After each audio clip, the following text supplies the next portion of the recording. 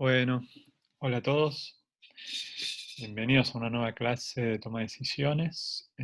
Hoy vamos a hablar de sesgos en la toma de decisiones, de observadores que toman decisiones óptimas, de formas de medir el sesgo y de la confianza en la toma de decisiones.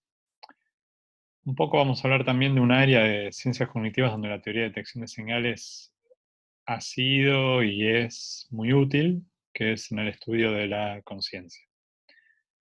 Así como en la clase pasada hablamos de memoria de reconocimiento, y vimos cómo se usa la teoría de detección de señales en ese campo, hoy le dedicamos un rato a la conciencia. Bien, pero vamos a empezar con un repaso breve de lo que vimos hasta ahora de teoría de detección de señales. Imaginemos que tenemos que decidir si una fruta es comestible o es venenosa. Imaginemos también que en esta situación, que sin duda es simplificada, el único elemento que contamos para decidir si es venenosa o comestible es el color de la fruta. Todos los demás factores que en la realidad podrían influir, como la forma o el tamaño, en este caso o son siempre iguales o no aportan información relevante, por lo menos para definir a qué categoría pertenece cada fruta nueva que vemos.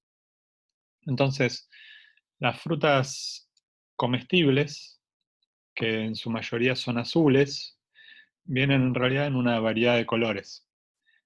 Lo mismo vale para las venenosas, que mayoritariamente son rojas, pero hay algunas también que son un poco azuladas. Lo que vemos acá es la distribución de colores que tienen las frutas de cada categoría. El problema que vamos a tener que resolver es cómo decidir cuando veamos una fruta nueva con un color determinado, decidir si es comestible o no es comestible. Traigo este ejemplo porque la teoría de detección de señales piensa las decisiones como un problema estadístico. O sea, nuestro cerebro lo que tiene que hacer es inferir una propiedad del mundo externo a partir de evidencia que no siempre es decisiva. En este caso, no es decisiva porque hay ruido externo. ¿Qué quiere decir que hay ruido externo?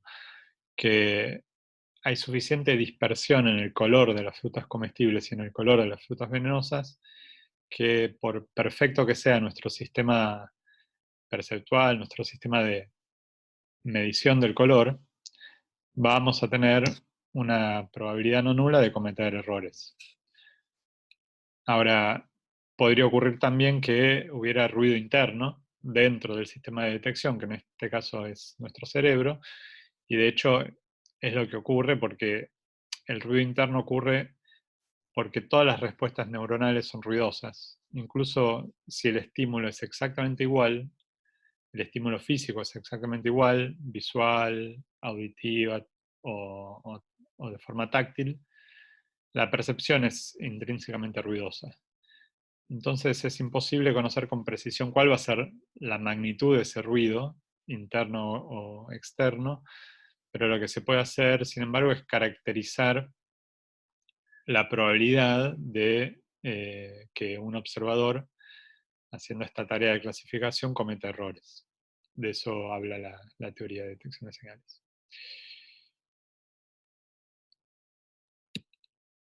Bueno, la teoría de detección de señales asume que todos tenemos una representación interna de cada categoría que se formó con la experiencia y que toma la forma de una distribución de probabilidad. Es decir, tenemos internalizada la distribución de la intensidad de la señal para cada categoría, comestible o venenosa en este caso, y la intensidad de la señal también en este caso es el color. ¿Okay? Entonces el punto es qué sucede cuando vemos una fruta nueva, como esta que está acá. Esa fruta tiene un determinado color, Ahora, si el color de la fruta es este, hay una de las dos categorías que es más compatible con este color. O sea, podemos estimar la probabilidad de encontrar una fruta de ese color, si la fruta es venenosa, y vemos que es menor que la probabilidad de que tenga ese color si la fruta en realidad es comestible. Entonces, esto sí, lo que dijimos recién es lo que está cuantificado en el número beta, que es el likelihood ratio, y lo que mide es el sesgo, como vamos a ver ahora. Bueno, eso, ¿qué significa beta? En principio es el cociente, por definición, de los likelihoods, que se traducen como verosimilitud, los likelihoods de cada categoría. Y cada likelihood es la probabilidad de que la evidencia sea la que tenemos si la fruta es de cierto tipo.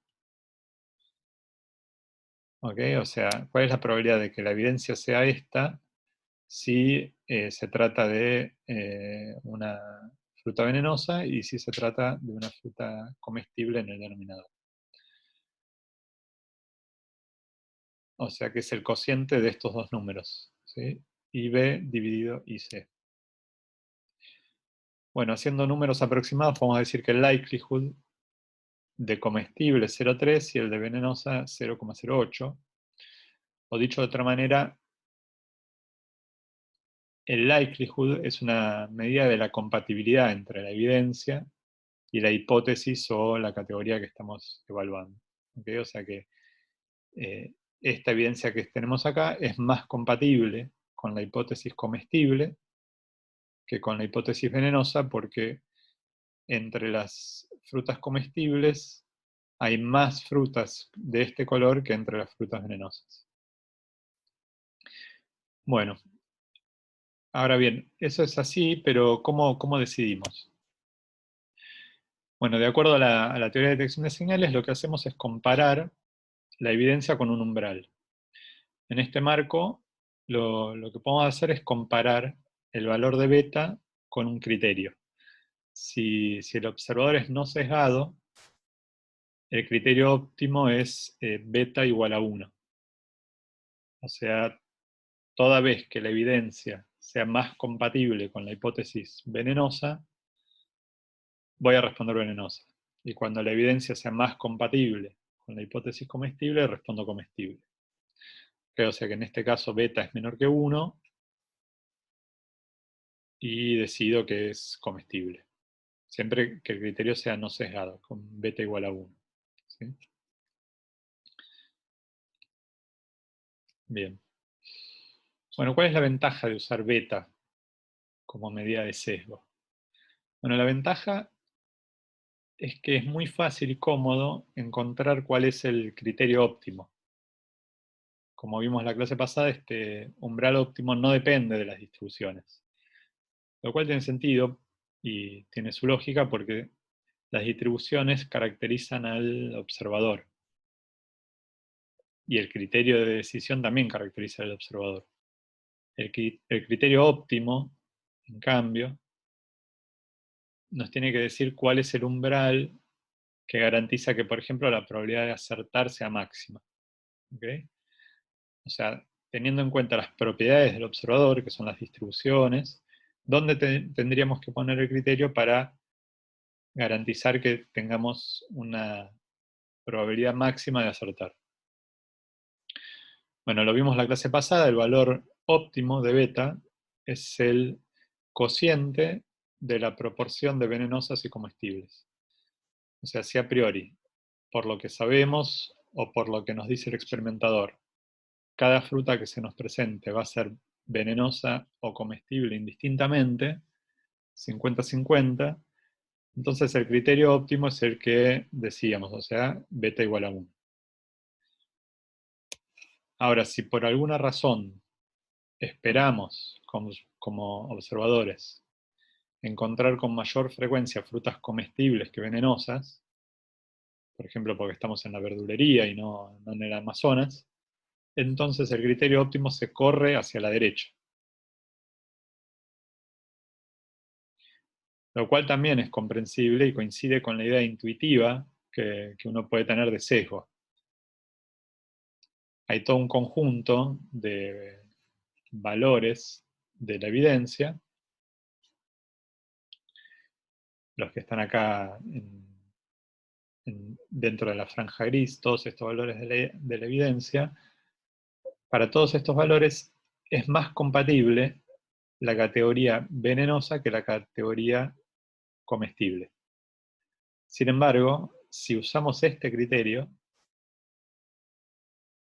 porque no tenemos ninguna razón para esperar que la fruta sea venenosa en la verdulería, decidimos, si adoptamos este criterio siempre, que estas frutas que tengan este color van a ser comestibles.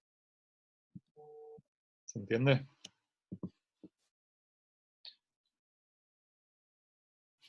Es importante que se entienda también que las decisiones óptimas no son decisiones que están exentas de error. O sea, óptimas es en el sentido de tener en cuenta las limitaciones del sistema de detección y elegir un criterio que con esas restricciones nos garantiza maximizar nuestras chances de llegar a la respuesta correcta.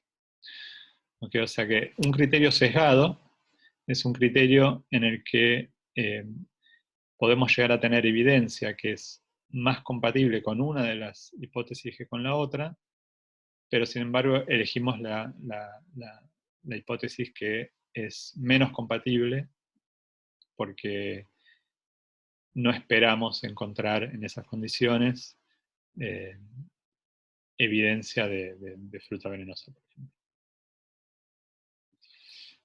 Bueno. Bueno, entonces vimos dos medidas de sesgo de respuesta. Una era lo que llamábamos C, que es el sesgo de respuesta, y ahora beta. En realidad también estaba lambda, pero no se usa mucho porque depende de dónde está el cero del eje este X de respuesta interna. Y bueno, eso puede ser arbitrario. En cambio, C resuelve ese problema porque fija un cero donde coinciden las dos distribuciones, que es en el promedio de los valores medios de las distribuciones. ¿Okay? Si este es el cero, el sesgo de respuesta C se mide desde acá, y entonces resuelve el problema que tiene lambda. Y además, ¿cuándo conviene usar C? Bueno, lo bueno de usar C como medida del sesgo es que es fácil saber la magnitud del sesgo, porque la escala de C es la misma que la escala de D'. ¿Sí? D', en este caso en el modelo de detección de señales de igual varianza que estamos viendo acá, es la distancia entre los valores medios. Entonces C está en la misma escala. Y además el signo de C nos dice en la dirección del sesgo. Si es positivo, quiere decir que el individuo es conservador para detectar la señal, y si es negativo es liberal, contesta más frecuentemente una categoría que la otra. Bueno, las razones para usar beta, en cambio, son, primero, que se generaliza más fácil, porque no depende de que las distribuciones sean gaussianas de igual varianza, ya lo vamos a ver un poco más adelante también, y además tiene una interpretación fácil que coincide con la idea natural de sesgo, por lo que decíamos antes, la idea de que un observador que está sesgado hacia la opción A es un observador que aun cuando la evidencia que tiene es más compatible con la opción B, elige la opción A. Bueno,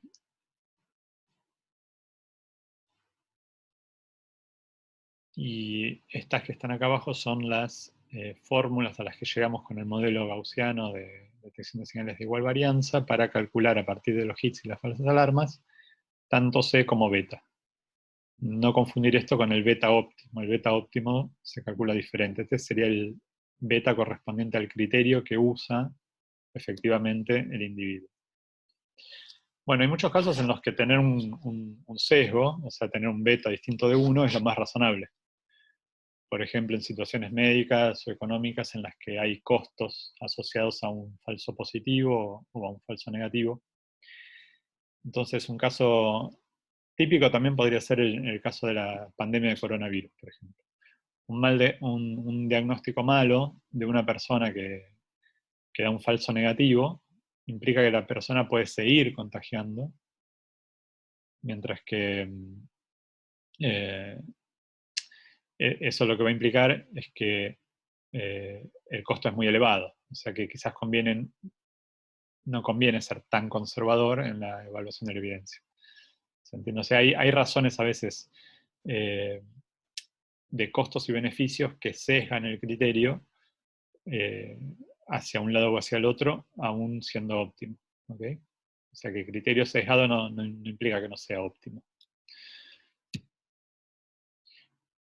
Bueno, cuando hay costos y beneficios asociados a la decisión, lo que tenemos que hacer es calcular el criterio que maximiza no la probabilidad de acertar, sino la ganancia monetaria, digamos. Esto lo pueden ver en el libro de Wickens también, o en este paper del cual copié esta tablita y este dibujo, que habla sobre decisiones óptimas y heurísticas en neurociencia de la percepción. Y resume justamente esta idea. La idea es que si lo que vamos a maximizar es la ganancia, lo que tenemos que hacer es lo siguiente. Tenemos que escribir la definición de la ganancia esperada como la probabilidad de un hit, o sea que el estímulo sea igual a 1 y la respuesta sea igual a 1, multiplicado por la ganancia que obtendríamos de hacer un hit, y sumarle también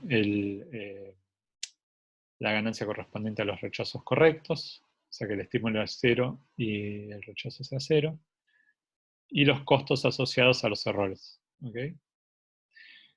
Cuando uno hace eso y obtiene la ganancia esperada, si uno la maximiza, lo que va a encontrar es que el beta va a ser parecido a lo que habíamos encontrado antes, este primer factor que está acá, pero está multiplicado también por algo que pesa los costos y recompensas.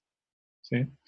Entonces, por más que el estímulo presente y el estímulo ausente sean equiprobables, el observador óptimo, si es óptimo en el sentido de maximizar su ganancia, puede llegar a correr su beta si esto que está acá es distinto de 1.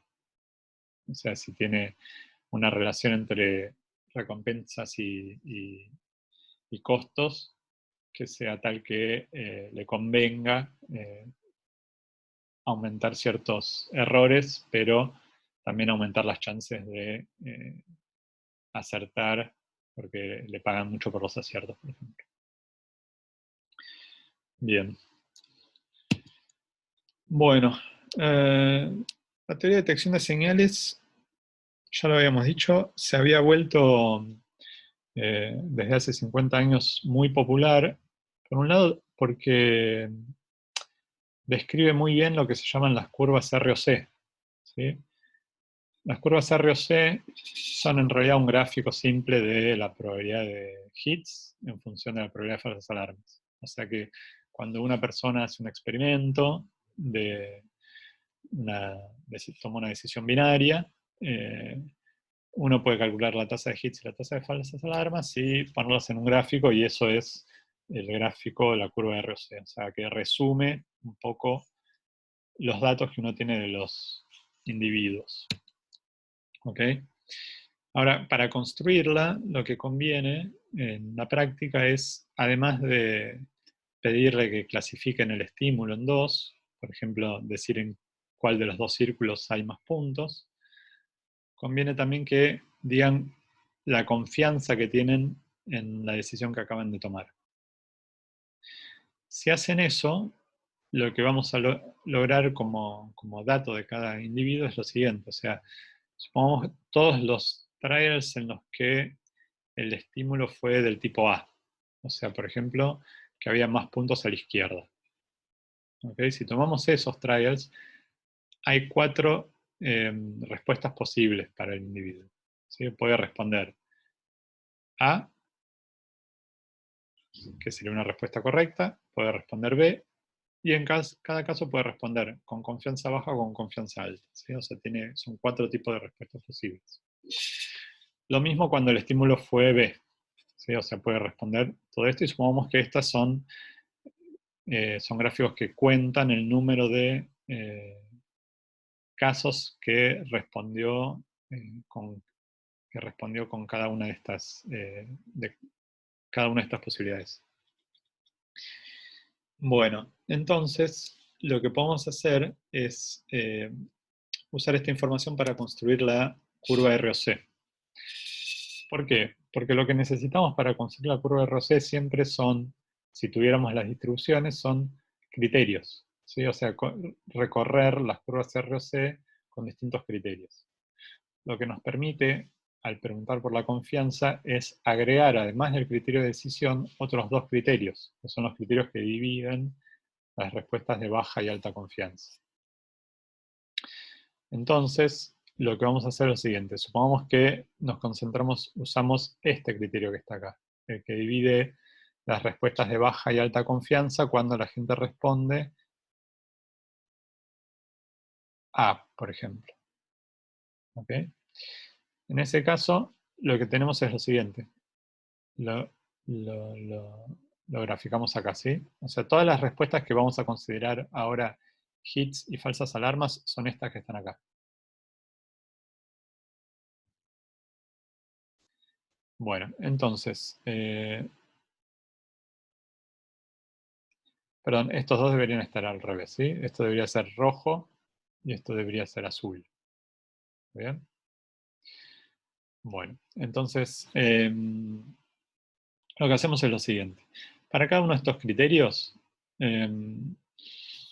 vamos a contar cuántas veces tuvimos una respuesta del participante por arriba de ese criterio, ¿sí? O sea que entonces usamos cada uno de estos criterios 1, 2 y 3 para contar cuántos hits y cuántas falsas alarmas hubo. Donde ahora hits y falsas alarmas corresponde a todas las respuestas que se dieron por arriba de ese criterio. Entonces, por ejemplo, empezamos por el 3. El 3 sería este criterio que está acá, y es entonces todo lo que vamos a llamar hits son las respuestas, por ejemplo, eh, que corresponden a la respuesta B con confianza baja y alta, y a la respuesta A con baja confianza.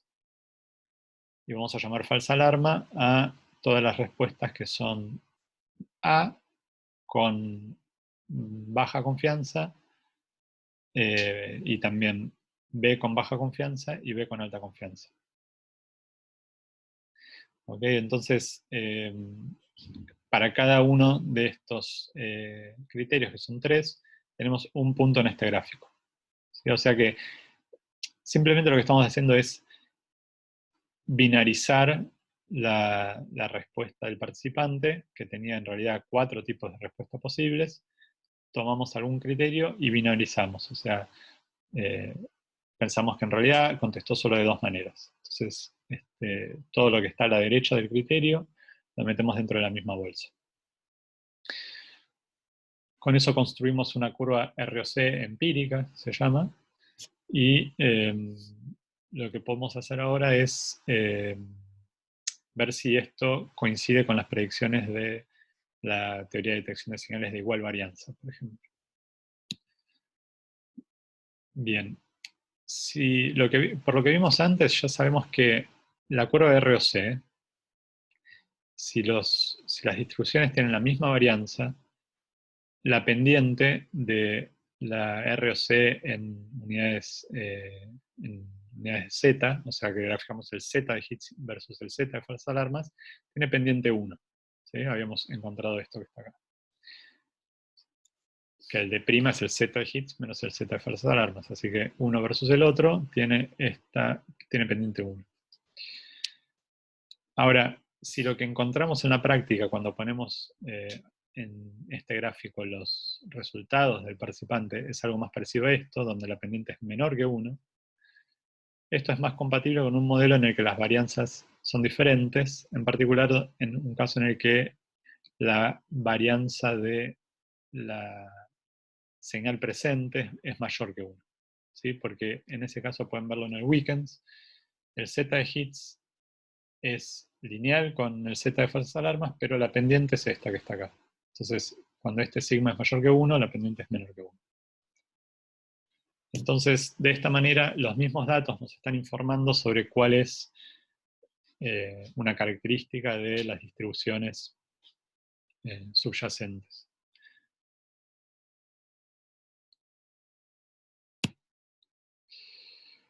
Bueno, en lo que queda de la clase les voy a contar un poquito de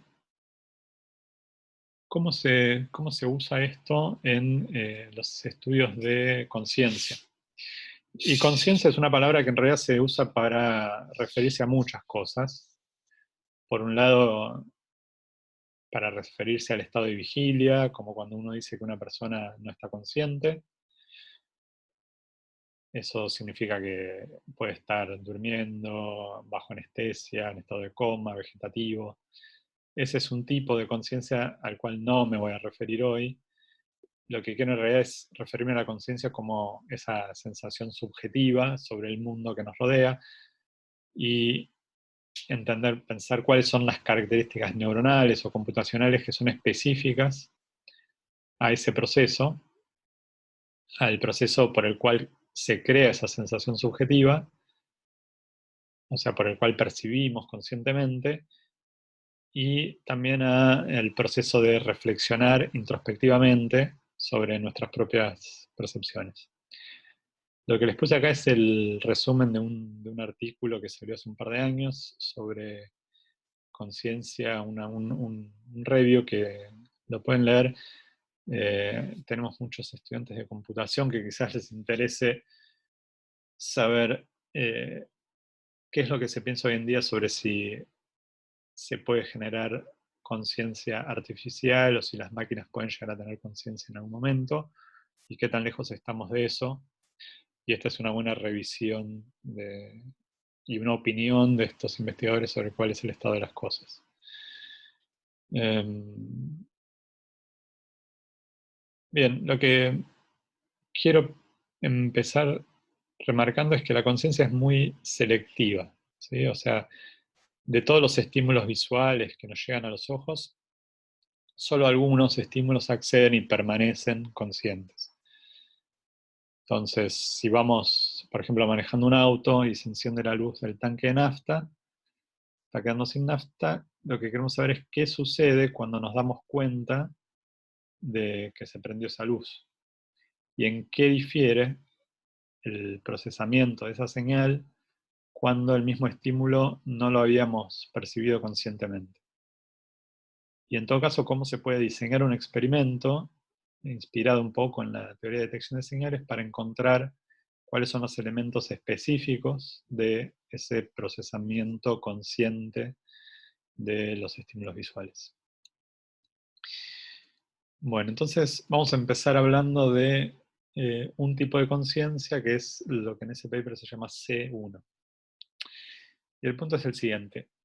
Como experimentadores, lo que nos gustaría es tener una situación controlada en la que el mismo estímulo físico se ha visto conscientemente en algunos casos y en otros casos no.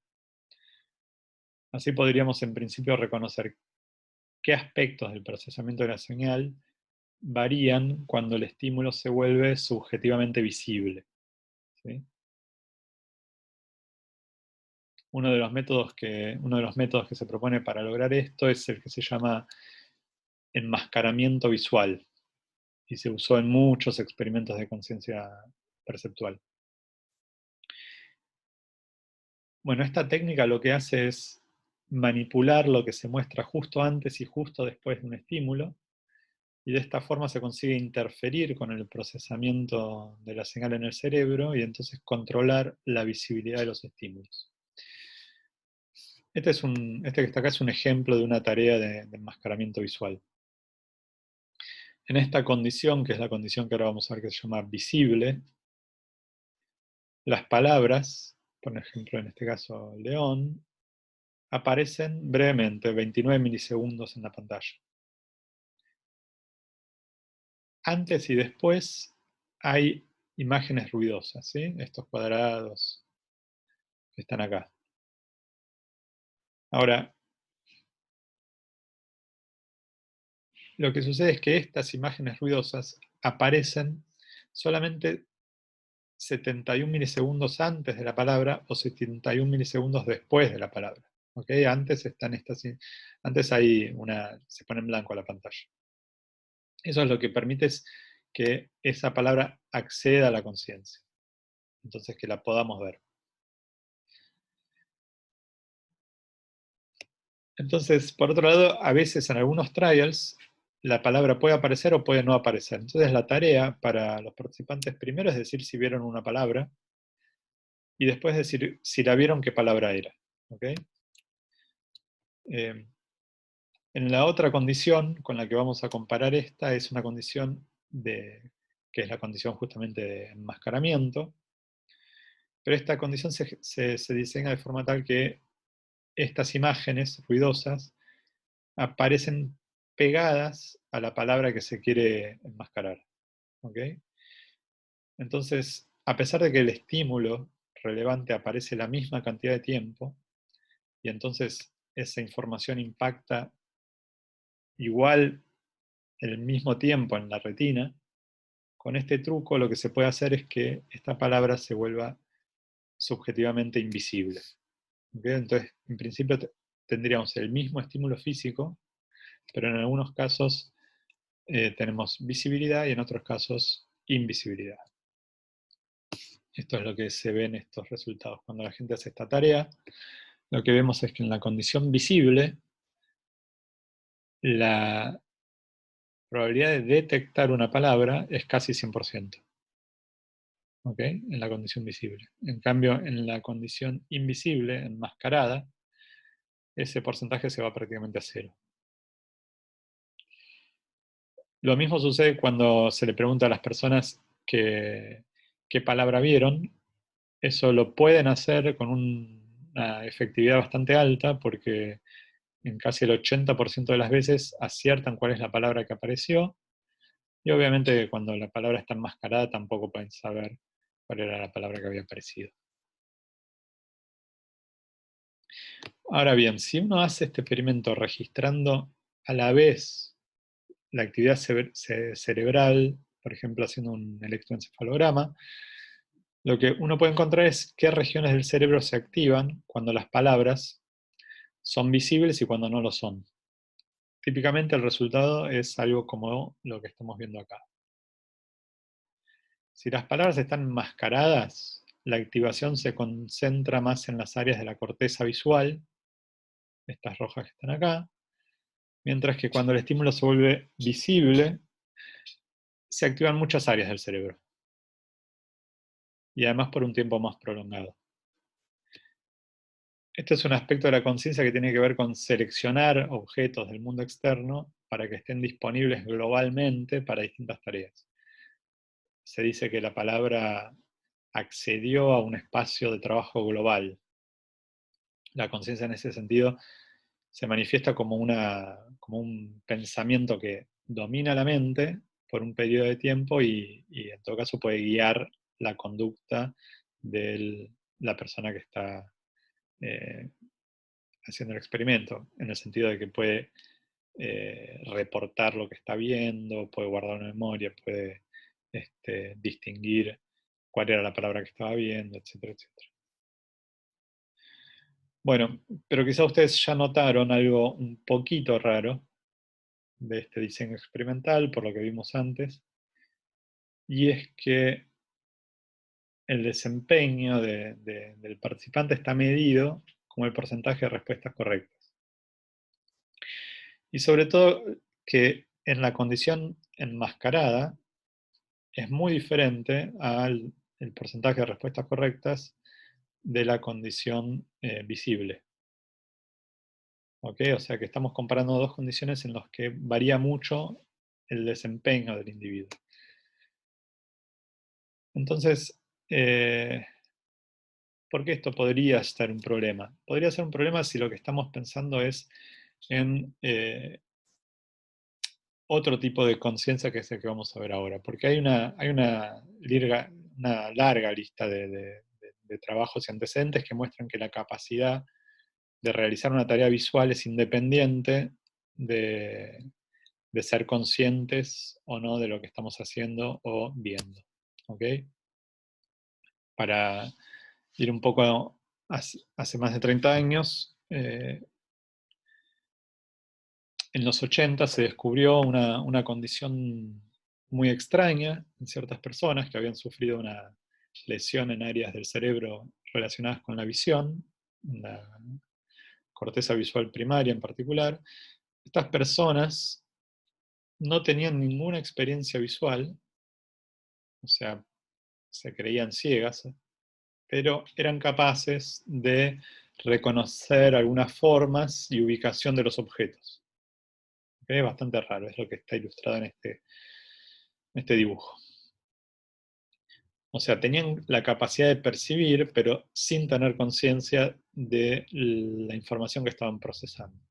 Entonces, si uno les presenta, por ejemplo, un número y les pregunta qué número les estoy mostrando, seguramente reportan, dicen que no lo pueden decidir porque son ciegas, pero si uno los incentiva a que adivinen o a que digan lo que les parece, la probabilidad de acertar es mayor que lo que uno esperaría si respondieran al azar. Entonces esto, bueno, es bastante raro, es lo que se llama ceguera cortical y es una patología muy infrecuente, pero que se descubrió en los 80 y de alguna forma lo que muestra es que el umbral para reconocer conscientemente un estímulo visual en estos pacientes está como mucho más alto que el necesario para resolver correctamente la tarea. O sea, la capacidad de discriminar objetos sin tener conciencia es lo que a veces se llama percepción inconsciente, y además de registrarse en estos pacientes, también en algunas manipulaciones experimentales se vio en tareas psicofísicas de laboratorio. Bueno, esto, como les decía, da lugar a una segunda faceta de la conciencia, que es la faceta que en ese paper que les contaba al principio se llama C2, y es lo que se llama introspección o metacognición, que es la capacidad efectiva de darnos cuenta o de monitorear lo que estamos haciendo, los propios procesos cognitivos. O sea, cada vez que tomamos una decisión, automáticamente se genera una confianza. Entonces ahora veamos esto que está acá a la derecha. Ustedes ven que esta imagen, acá en el cielo se ve algo que uno lo puede interpretar. Entonces, si yo les pregunto a ustedes qué es lo que ven acá, en principio podría ser un avión, podría ser un pájaro, podría ser un helicóptero, pero supongo que todos ustedes opinarán que se trata de un avión. Ahora, lo curioso, no tanto es que cada vez que nosotros decidimos sobre algo que vemos, automáticamente se genera una confianza sobre la decisión que tomamos. O sea, nosotros no solo decidimos que hay un avión, sino que podemos reportar o podemos estar seguros o poco seguros de que eso efectivamente es lo que pensamos que es. Entonces el problema es el siguiente: ¿en qué medida la confianza en las decisiones que tomamos refleja los aciertos y los errores? ¿Sí? Eso es lo que se llama capacidad metacognitiva. ¿En qué medida la confianza refleja que acertamos o nos equivocamos? En el caso de las personas que tienen ceguera cortical, lo que veíamos era esa disociación entre confianza y desempeño. ¿Ok? Entonces, la confianza ahí no tiene mucha relación con hacer bien o mal la tarea.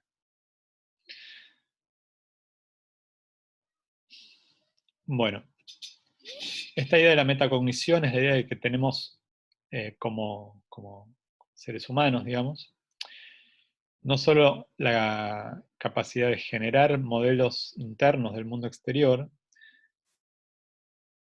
sino que también tenemos esta capacidad metacognitiva, que es la capacidad de evaluar y monitorear estos modelos internos y decidir si esos modelos internos nos llevaron a tomar decisiones correctas o incorrectas. O sea, eh, esta idea de la metacognición está muy ligada con una idea de la conciencia, que se llama C2, como decía, en la terminología de ese paper, y es la base de lo que se conoce como las teorías de orden superior de la conciencia, para el que le interese profundizar un poco más. Bueno, pero volviendo un poquito, en relación a los experimentos de enmascaramiento que vimos antes, lo que esta línea de investigación sugiere es que lo que habría que hacer es comparar condiciones en las que el desempeño sea el mismo. O sea, no solo que el estímulo físico sea el mismo, sino que tengamos el mismo de prima, o por lo menos el mismo porcentaje de respuestas correctas.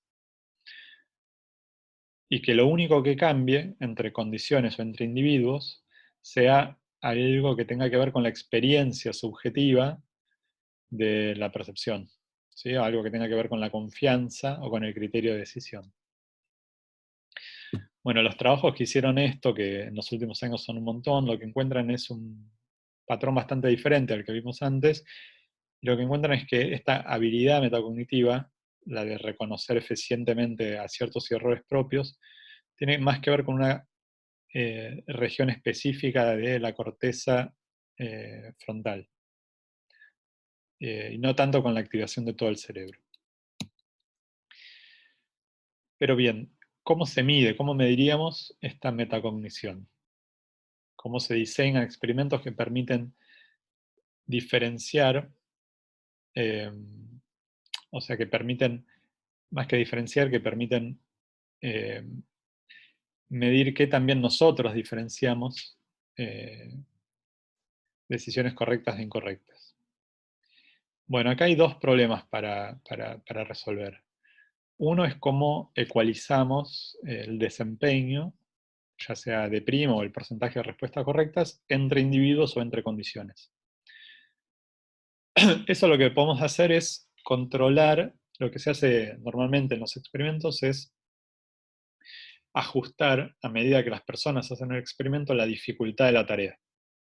¿Ok? Entonces, supongamos la tarea de decidir cuál de los dos círculos tiene más puntos, que es la tarea de la que hablamos varias veces y es la tarea que yo programé en este experimento, que les pasé para que hagan, lo pueden hacer ahora, si no lo hicieron antes, y en este link que está acá. De paso paso el agradecimiento y el aviso, y es que esta tarea que ustedes hicieron está programada en la plataforma esta Hatos. Es una plataforma que diseñaron Christian Lange y Elisa Filevich, que es una plataforma muy buena para hacer experimentos de psicofísica, de conciencia, de percepción, de toma de decisiones online. O sea, hay muchas herramientas para eh, la presentación de los estímulos, hay muchos experimentos ya hechos en, en JavaScript para poder hacer estas tareas no en el laboratorio, sino aprovechando el tiempo de las personas frente a un celular o frente a una computadora desde cualquier lugar. Entonces, ganar un poco en cantidad de personas que responden a estos experimentos y entonces un poco más de confianza en los resultados. Eh, Pueden visitar la página de ellos, el que le interesa ahondar un poco más en estos temas, quizás diseñar algún experimento. Va a estar abierta la opción para que hagan eso al final de la materia, cuando hagan un proyectito especial.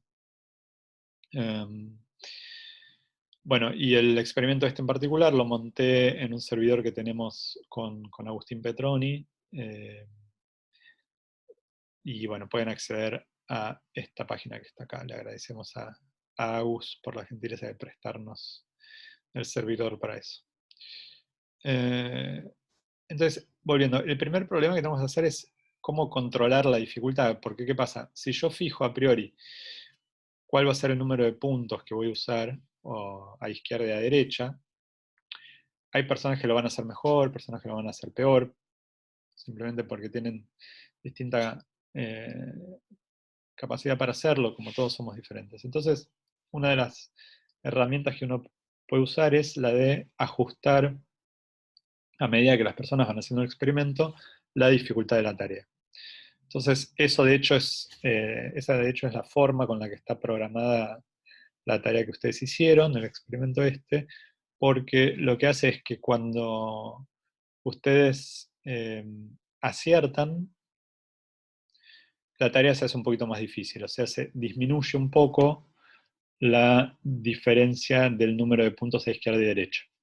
¿Ok? Y cuando ustedes se equivocan, la hace un poco más grande. Entonces va controlando a medida que pasa el experimento esa dificultad como para que finalmente, todas las personas tengan un porcentaje de respuestas correctas parecido. Eso se llama hacer un staircase. El segundo punto es controlar el sesgo de confianza. ¿Qué se llama sesgo de confianza? Bueno, el problema es el siguiente. Nosotros lo que queremos es... ahí está. Nosotros lo que queremos es medir qué tan bien la confianza nos clasifica respuestas correctas e incorrectas.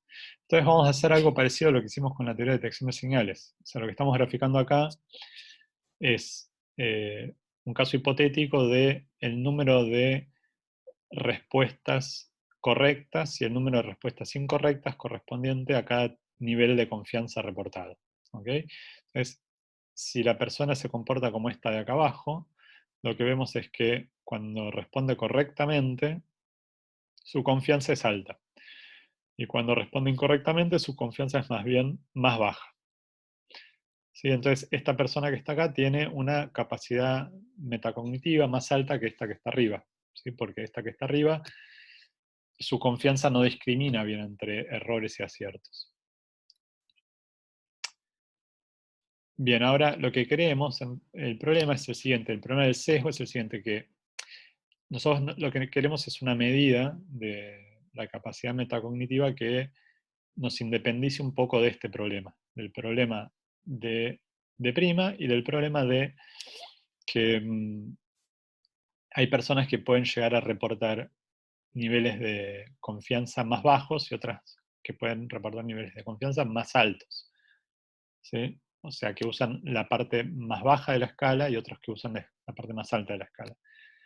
Pero eso en sí mismo no, no nos interesa, porque lo que nos interesa es que no importa qué parte de la escala estén usando, lo que nos interesa es que el reporte que ellos hagan de la confianza discrimine entre respuestas correctas e incorrectas. ¿Okay? Entonces, en los últimos 5 años o 6 años hay muchos trabajos computacionales, matemáticos, para cuantificar esta capacidad metacognitiva, y es un tema que todavía se está desarrollando. Yo estoy un poquito trabajando en ese tema también, de cómo, cuál es la manera más eficiente de medir esta capacidad metacognitiva. Entonces, lo que uno puede hacer, una de las opciones más sencillas, es hacer lo que se llama una curva ROC de tipo 2.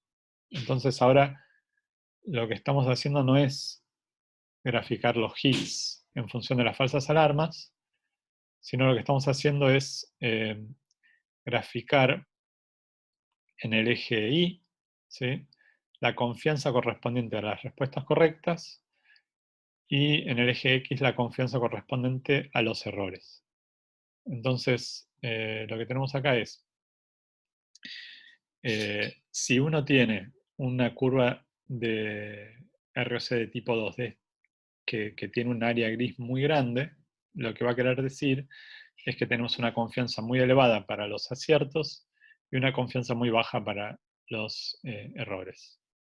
O sea que si uno puede medir el área de gris correspondiente a esta curva ROC de tipo 2, lo que tiene es una medida de la capacidad metacognitiva. De vuelta, el que quiere leer un poco más sobre este tema puede leer este paper de cómo medir la metacognición. Igualmente, más adelante, dentro de 1 o 2 semanas, vamos a usar los datos del experimento que hicieron ustedes. Yo se los voy a pasar y les voy a guiar para que puedan analizarlos, hacer alguno de estos cálculos ustedes. Bueno, usando este tipo de estrategia, lo que se hizo, les voy a mostrar solo 2 ejemplos. En este caso se hizo esto que decía antes, de controlar la dificultad de la tarea a medida que pasan los trials, y entonces lo que se muestra acá es que en los triángulos muestran el porcentaje de respuestas correctas de cada uno de los individuos, y se ve que todos tienen más o menos el mismo desempeño. El porcentaje de respuestas correctas de todos es el mismo.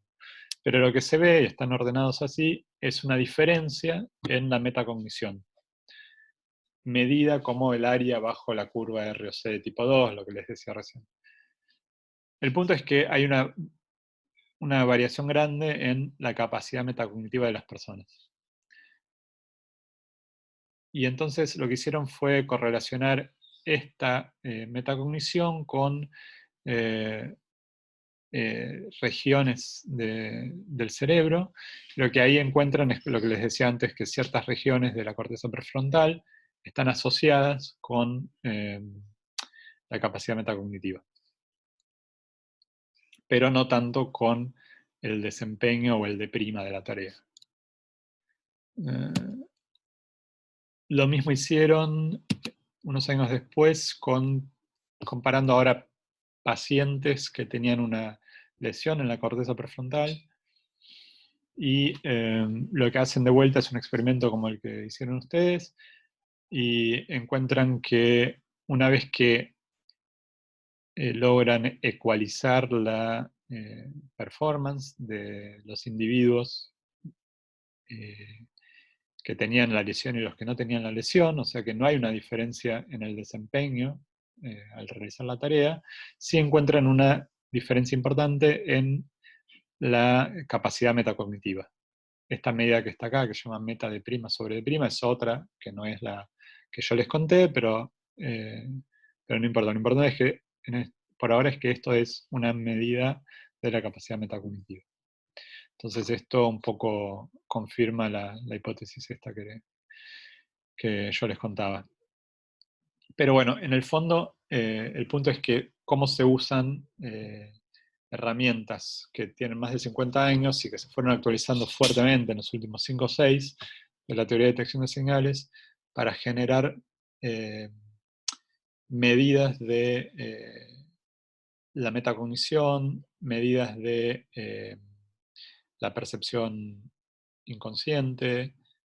Son todos temas sobre los cuales, les adelanto, hay mucho debate actualmente en el campo, no está cerrado, y hay mucha confrontación entre teorías, entre experimentos que buscan con, evidencia para confirmar o rechazar alguna de estas teorías. Así que es un campo súper activo que, si a alguien le interesa también, quizás en el proyecto final va a poder profundizar.